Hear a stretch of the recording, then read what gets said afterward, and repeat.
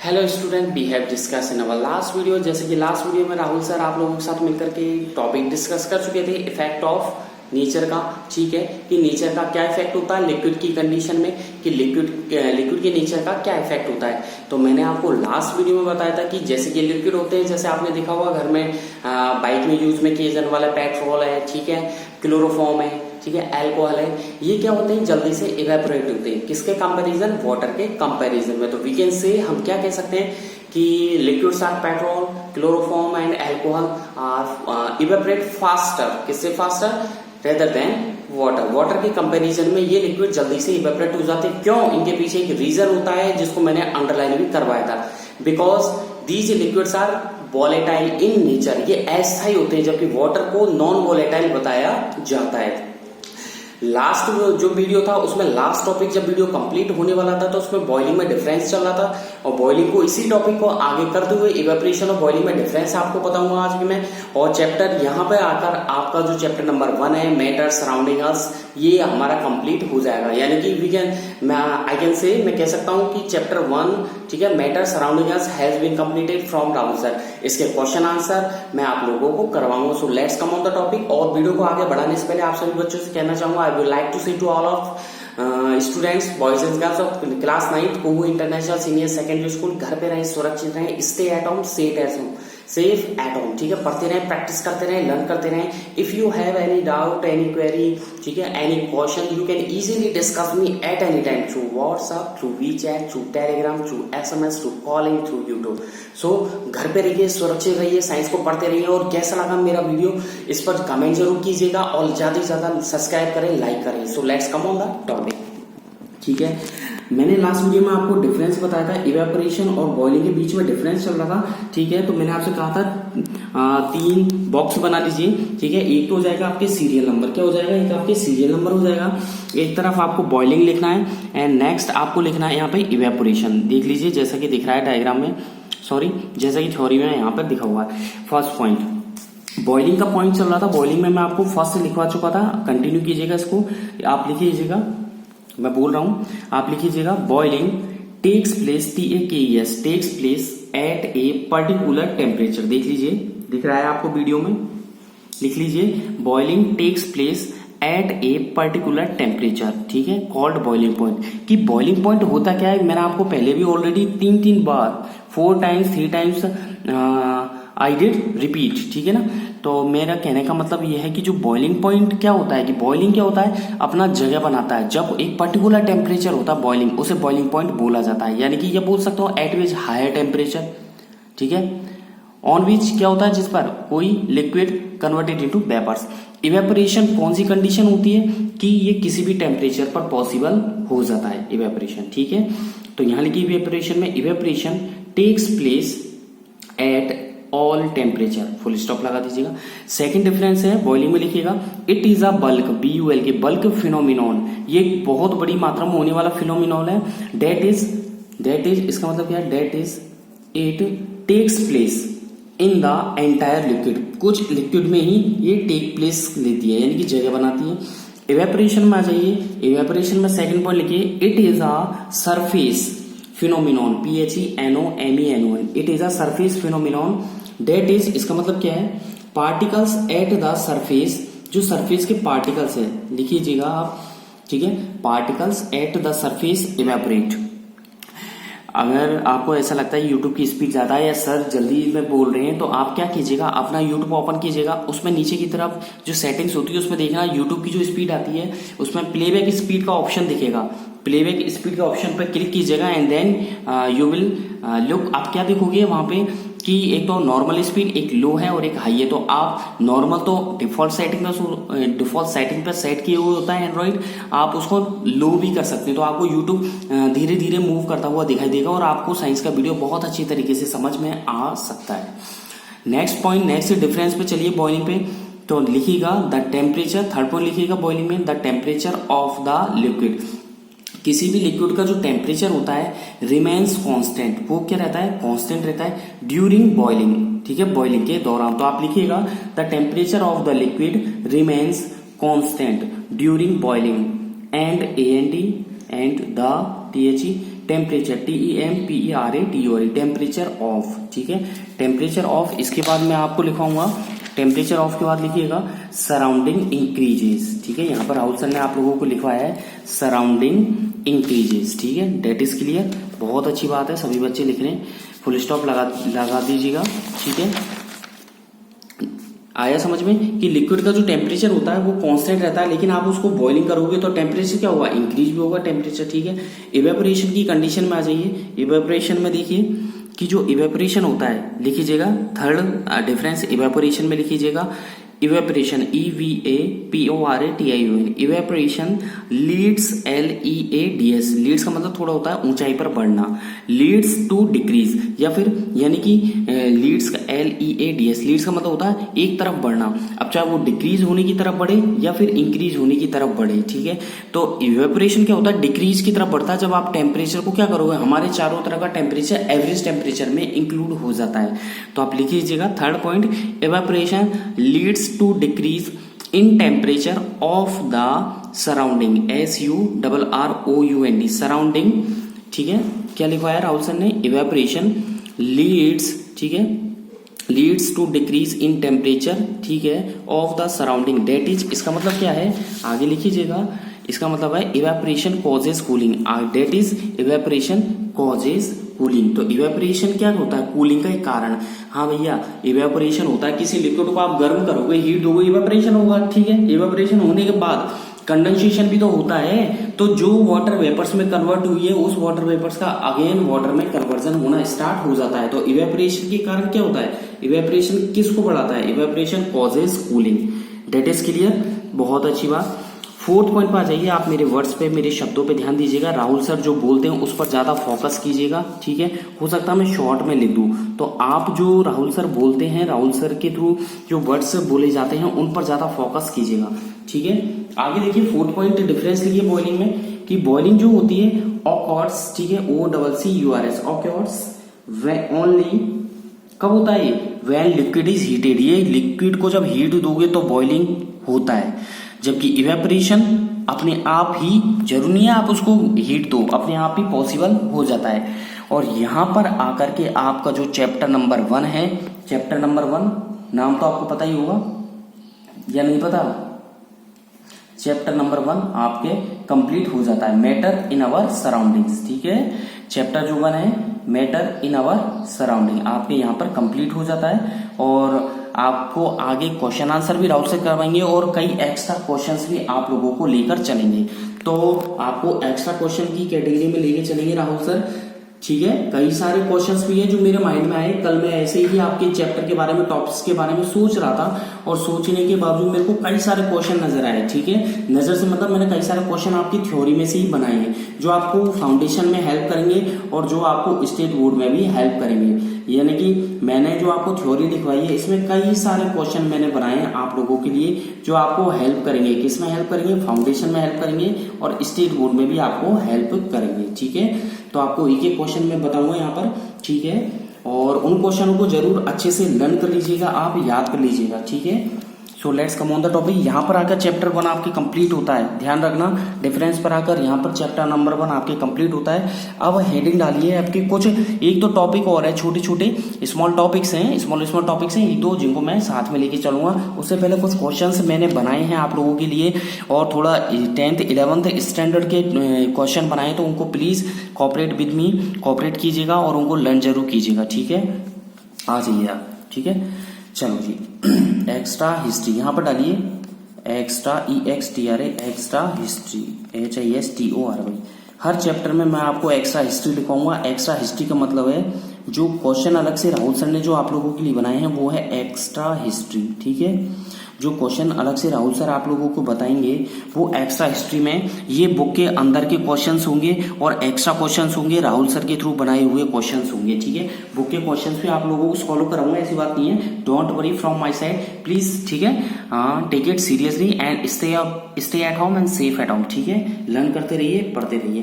Question लिखिए, आपने कभी सोचा नेफ्थलीन की जो बॉल आती है हम कपड़ों में डालते हैं, कीड़े नहीं लगे, नेफ्थलीन की बॉल डिसअपियर हो जाती है जैसे जैसे टाइम कम होता जाएगा उसका, मतलब आप रख दीजिए बक्से में या कहीं पर, तो वो क्यों हो जाती है कम, सोचा है क्यों होता है, नेफ्थलीन की बॉल किसका एग्जांपल है? सब्लिमेशन का। ठीक है, तो आप क्वेश्चन लिखिए EQ, ठीक है, फर्स्ट EQ फर्स्ट कर सकते हैं या क्वेश्चन फर्स्ट कर सकते हैं। ठीक है, क्वेश्चन फर्स्ट कर लीजिए या EQ फर्स्ट कर लीजिए। ठीक है, क्वेश्चन लिखिए वाई, ठीक है, मैं बोल रहा हूँ, क्वेश्चन लिख लीजिए वाई डू नेफ्थलीन NAP, ठीक है, HTHAL, ठीक है, ENE naphthalene balls BALLS। Question लिखा है मैंने why do naphthalene balls disappear DIS, ठीक है, APPEAR डिसअपियर विद टाइम। ठीक है, विद टाइम। ठीक है, आगे लिखिएगा without leaving LEAVING without leaving any traces TRACES। ठीक है, यहां पर राहुल सर ने लिखा है, देखिए why do naphthalene balls, naphthalene की बॉल डिसअपियर क्यों हो जाती है समय के साथ साथ और बिना कोई कचरा छोड़े। ट्रेसेस का मतलब है बिना कोई कचरा, बिना कोई अवशेष छोड़े। ठीक है, कोई अवशेष तो नहीं रहता उसका, तो आंसर लिखिएगा। ठीक है, देखो सब्लिमेशन नाम सुना होगा किसी सॉलिड को। ठीक है, कोई भी सॉलिड का कन्वर्जन लिक्विड में नहीं होता, डायरेक्टली किसमें हो जाता है? वेपर्स में। ठीक है, तो वो होता है सब्लिमेशन। और इसके कारण क्या होता है, जो नेफ्थलीन की बॉल ही आप सुन लीजिए, नेफ्थलीन की जो बॉल है वो चेंज हो जाती है कौन सी स्टेट से? सॉलिड स्टेट से। और कौन सी स्टेट में चेंज हो जाती है? गैसेस स्टेट में हो जाती है। ठीक है, विदाई और क्या छोड़े? ट्रेसेस का मतलब होता है अवशेष। ठीक है, तो आप लिखिएगा नेफ्थलीन, ठीक है, N लिखिएगा APHTHALEN नेफ्थलीन बॉल्स। ठीक है, आंसर बनाना सीखिए, क्वेश्चंस भी बनाना सीखिए। मैं आप लोगों से आशा करता हूं कि आप खुद से क्वेश्चन बना सकते हैं और आंसर बहुत काबिलियत है आप लोगों में, तो आप क्वेश्चन बनाना सीखिए, आंसर लिखना सीखिए। नेफ्थलीन बॉल्स और थोड़ा सोचने की अपनी जो कैपेबिलिटी उसको बढ़ाइए। Undergo UNDERGO undergo sublimation SUBLIMATION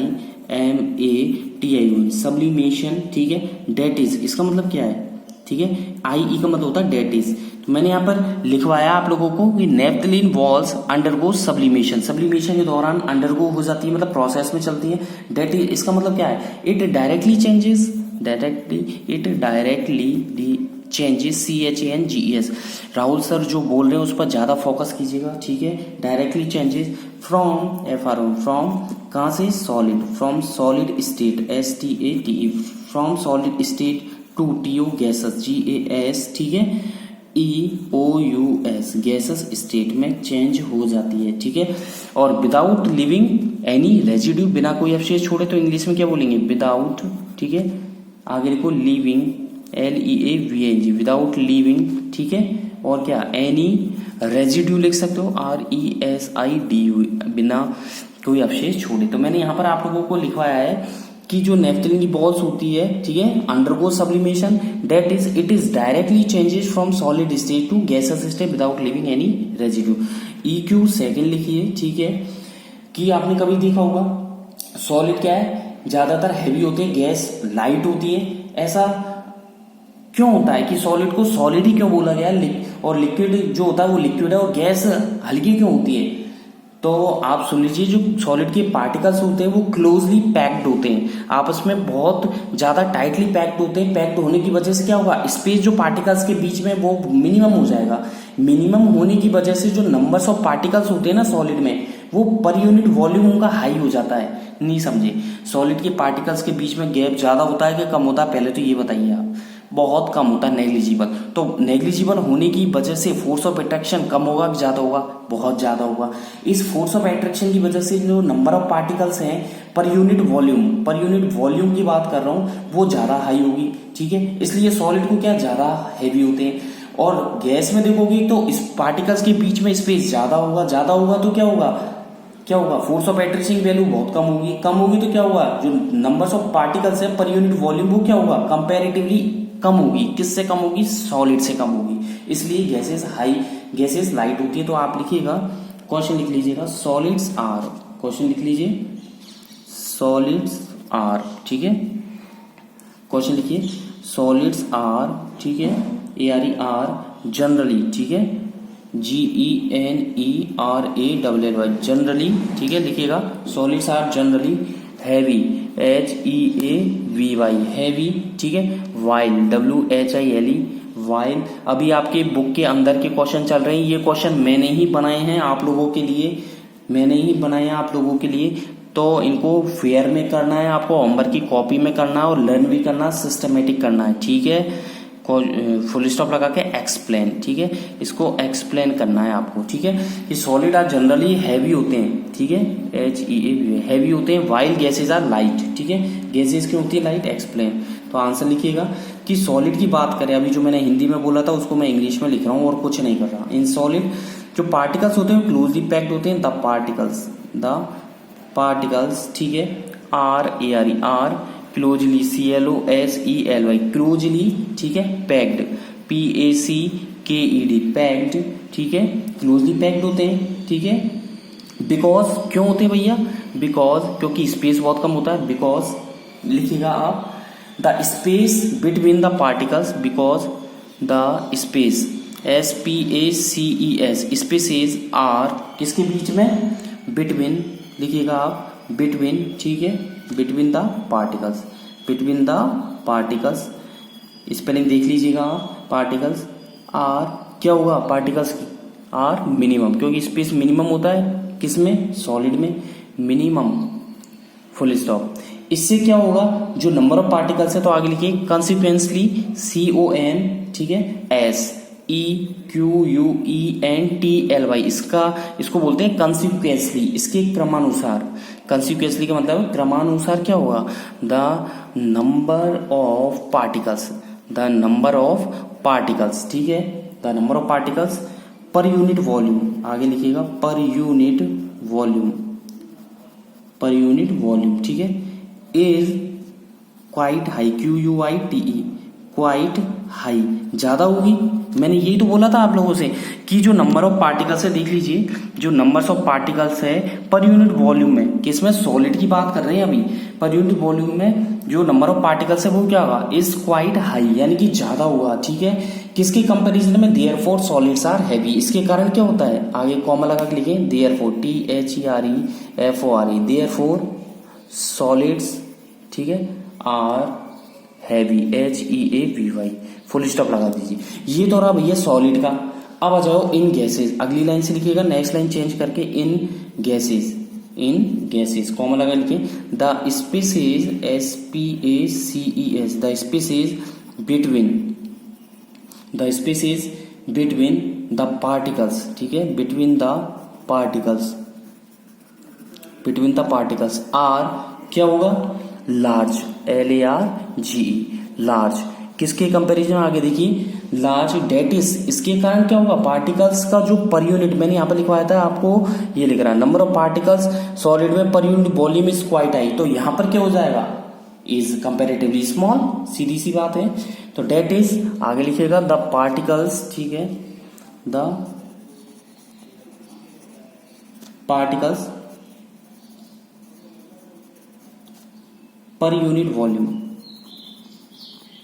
पर यूनिट वॉल्यूम एज, ठीक है, कंपेरेटिवली, COMPARATIVELY कंपेरेटिवली स्मॉलर, ठीक है, कंपेरेटिवली स्मॉलर देन किससे? सॉलिड से, देन सॉलिड्स, ठीक है, आगे समझे? देन सॉलिड, ठीक है, ये लिख रहा देन सॉलिड्स, ठीक है, यहां पे लगाइए आप फुल स्टॉप। इसके बाद लिखिए इसलिए देयरफॉर क्या होगा? Gases are, therefore THERE, therefore gases are light, ठीक है, gases are light, LIGHT, clear है? गैसेज लाइट होती है। अगला क्वेश्चन लिखिएगा, ठीक है, एक्स्ट्रा क्वेश्चन में EQ थर्ड में लिखिएगा।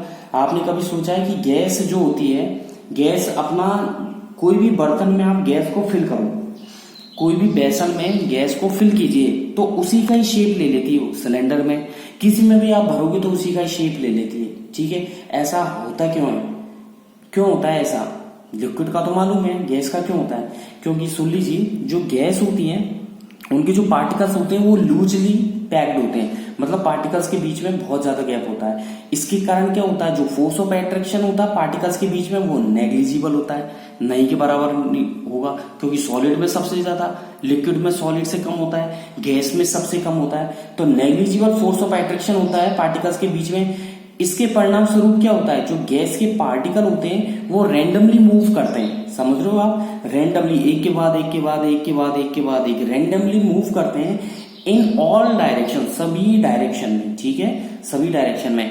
तो आपने मान लीजिए सिलेंडर के अंदर गैस भरी है या फिर किसी बर्तन में गैस को कंटेन किया है, तो पार्टिकल्स जो होंगे, गैस के पार्टिकल्स मूव करने लगेंगे हेयर एंड देयर, ठीक है, जगह जगह मूव करेंगे और रैंडमली मूव करेंगे और सभी डायरेक्शन में मूव करेंगे। इसके कारण क्या होगा, जो वेसल है, जो बर्तन आपने लिया है वो पूरा की पूरा भर जाएगा। तो क्वेश्चन लिखिएगा, gas is GASES, gas is, ठीक है, take, gas is take, take the place. Question लिखिए, क्वेश्चन बोल रहे हैं राहुल सर, और ज्यादा से ज्यादा राहुल सर की वीडियो को लाइक करें। Those student are not subscribe, तो I request to all of student please subscribe Rahul sir YouTube channel, ठीक है। टेक द शेप, प्लेस नहीं है, सॉरी प्लेस नहीं है, ये है शेप, एस, एक सेकंड आप लिखिएगा, मैं बोल रहा हूँ शेप के बाद लिखिए of the vessel, SHAP, shape, आगे लिखिए ऑफ द वेसल, वेसल मतलब बर्तन, VE वैन वाला SSEL, वेसल, ठीक है।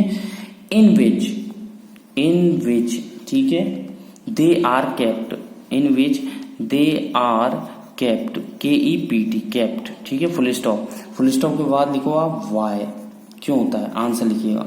इसमें लिख रहा है gases take the shape, gases shape लेती हैं, ठीक है, किसका, बर्तन का, जिस बर्तन में उन्हें भरा जाता है, दिख रहा होगा वीडियो में। तो आंसर लिख दीजिए। तो गैसेज के जो पार्टिकल्स होते हैं वो लूजली मतलब बहुत ढीले होते हैं, तो आप लिखिएगा इन गैसेज, ठीक है। पार्टिकल्स PARTICLE, पार्टिकल्स आर, ठीक है, loosely LOOSELY, loosely packed, PACKED, packed, because, क्यों होते हैं, लिखिएगा बिकॉज, क्योंकि फोर्स ऑफ अट्रैक्शन बहुत कम होता है, because of negli, NEGLI, negligible, GIBLE, negligible, ठीक है, फोर्स, FORCE, मैंने यहाँ पे लिखा है in gases particles are loosely packed because of negligible force. ये जितने भी थ्योरी अब तक आपको 85 वीडियोस साइंस के अपलोड कर चुके हैं, आई थिंक 85 अबव, यानी कि आई थिंक 89 साइंस वीडियोस, ठीक है, has been uploaded from Rahul sir through YouTube. 89-90 के करीब साइंस के ऑनलाइन वीडियोस अपलोड हो चुके हैं। तो आप सभी, आई request two upon all of student, सभी बच्चों से रिक्वेस्ट करना चाहूंगा कि जितनी भी थ्योरी मैंने लिखवाई है, मैं सारी थ्योरी चैप्टर 3 में मैंने लिखवाई थी, चैप्टर 4 में मैंने लिखवाई थी, चैप्टर 1 भी होने वाला है उसमें भी मैं लिखवा रहा हूँ, ठीक है, लिखवा दी है, क्वेश्चन आंसर करवा रहा हूँ। तो अभी तक 3 चैप्टर केमिस्ट्री के राहुल सर ने पढ़ाए हैं और तीनों चैप्टरों में राहुल सर ने आपको थ्योरी लिखवाई है। मैं बाकायदा पूरी थ्योरी के साथ हर बच्चे की कॉपी सिस्टमेटिक चेक करूंगा। I would like to check your copies after opening the lockdown, ठीक है, day by day systematically according to my science YouTube channel, ठीक है। जैसा कि मैंने थ्योरी लिखवाई है उसके अकॉर्डिंग मैं आपकी कॉपी चेक करना पसंद करूंगा, ठीक है। सो स्टे एट होम, घर पे रहें और साइंस को पढ़ते रहें, प्रैक्टिस करें और होमवर्क जरूर करें। और जितना वीडियोज में दिख रहा है आपको पूरा आपको एज इट इज अपनी होमवर्क की कॉपी में साइंस में करना है। अब तक जितनी भी थ्योरी चैप्टर 3, 4 और 1 में लिखवाई है, आंसर लिखिएगा in gases particles are loosely packed because of negligible, ठीक है, फोर्स ऑफ, आगे लिखिएगा force of attraction, ATTRACTION, force of attraction, ठीक है, किसके बीच में, पार्टिकल्स, बिटवीन, ठीक है, बिटवीन देम, आगे लिखिएगा। इसके परिणाम स्वरूप क्या होगा, as a result, RESULT, as a result, result क्या होगा, जो गैसेस पार्टिकल्स होते हैं, लिखिएगा GASEOUS, gaseous particles, PARTICLE, particles कैसे मूव करेंगे, ठीक है, particles move fastly and randomly, RANDOMLY, randomly, ठीक है, इन ऑल, ठीक है, डायरेक्शंस, इन ऑल डायरेक्शंस, ठीक है, सभी डायरेक्शन मूव करेंगे। इससे क्या होगा, वेसल भर जाएगा, एंड फिल, ठीक है, the vessel completely, VESSEL, vessel completely, COM, ठीक है, PLETELY, completely, that is clear. बहुत अच्छी बात है, आप लोग घर पे हैं और पढ़ रहे हैं साइंस को। कई बच्चों ने व्हाट्सएप पे मेरे को अच्छा रिजल्ट दिया है, ठीक है, कंप्लीटली। और आपके जब भी टेस्ट हो साइंस का तो आप सभी को एक मेरी तरफ से बेस्ट ऑफ लक, ठीक है। और घर प्रैक्टिस बहुत करें, प्रैक्टिस करें, लर्न करें, लिख लिख कर याद करें। 8th क्लास में भी आपसे मैंने बोला था कि लिख कर ही याद करना है, और स्टार्टिंग जुलाई था तो भी ये बोला था लिख कर याद होगा, दिसंबर आया तो भी ये बोला लिख कर ही याद करना है, और जनवरी आया तो भी ये बोला लिख कर याद करना, और जब एग्जाम भी आ गई तो भी मैंने मेरे स्टेटमेंट यही था कि आप लिख कर ही याद करें, ठीक है। You should learn only with hand writing, ठीक है, ओनली लर्निंग के साथ आप लिख करके याद करें, ठीक है, बाय रिटर्न। तो अभी ये कहना चाहूंगा, अभी भी कह रहा हूँ लिख कर ही याद होगा, आगे भी यही कहता रहूंगा, ठीक है। अगला क्वेश्चन देखिए, आपको जैसे कोई आइस होती है, आइस का टेम्परेचर 273 केल्विन देते हैं, और वो बोले कि जैसे कोई आइस होती है कि आइस यार इफेक्टिव होती है इन कूलिंग, ठीक है, कूलिंग में इफेक्टिव होती है, और यदि अगर सेम टेम्परेचर की बात करें तो आइस पे क्या इफेक्ट होता है, ठीक है। तो जैसे क्वेश्चन आप लोगों के लिए लेकर आए हैं, ठीक है, क्वेश्चन नंबर 4 डाल लीजिएगा, एक्स्ट्रा क्वेश्चन ही है, ठीक है। वाई देखिए, जो आइस होती है, वाई एज क्वेश्चन लिख लीजिएगा आइस, ठीक है, एट, ये मैंने एक बार मैंने थोड़ा सोचा है इस क्वेश्चन पे, ठीक है ना, इस क्वेश्चन पे सोचा था मैंने कि यार आइस पे भी क्वेश्चन बन सकता है, क्योंकि थ्योरी मैंने आपको लिखवाई हुई है इससे रिलेटेड, तो मैंने वहां पर एक क्वेश्चन मेरे माइंड में आया, क्लिक किया और मैंने आपको लिखवा दिया। जो आइस होती है 273 केल्विन, मोर इफेक्टिव, क्वेश्चन लिखिएगा more effective, EFFECTIVE, more effective, ठीक है, इन कूलिंग, ठीक है, ठंडा करने में मोर इफेक्टिव होती है इन कूलिंग, ठीक है। आगे लिखिएगा देन, ठीक है, वाटर, वाटर के कंपैरिजन में, ठीक है, वो तो है, होता ही है, ठीक है, एट द सेम टेम्परेचर, ठीक है, एट द सेम टेम्परेचर, ठीक है। क्वेश्चन ये कहना चाह रहा है, यानी कि राहुल सर आप लोगों को ये बताना चाह रहे हैं कि एक सेम टेम्परेचर पर वाटर ले लिया और आइस ले ली, ठीक है, ठीक है, 273 केल्विन टेम्परेचर है, दोनों पर ज्यादा इफेक्टिव आइस को बताया जाता है, ऐसा क्यों होता है, क्यों होता है? तो सुन लीजिए, जो आइस के मॉलिक्यूल्स होते हैं वो एनर्जी गेन करते हैं अपने चारों तरफ से, आइस के मॉलिक्यूल्स एनर्जी को गेन करते हैं अपने चारों तरफ से, तो लेटेंट हीट ऑफ फ्यूजन जो होती है, लेटेंट हीट ऑफ फ्यूजन, ठीक है, वो उसके कारण वो कूलिंग करता है। वाटर ऑलरेडी लिक्विड स्टेट में होती है, इसलिए उसको एनर्जी एब्जॉर्ब नहीं करती है। आज के लिए इतना ही, thank you, bye bye, next video में फिर कंटिन्यू करेंगे।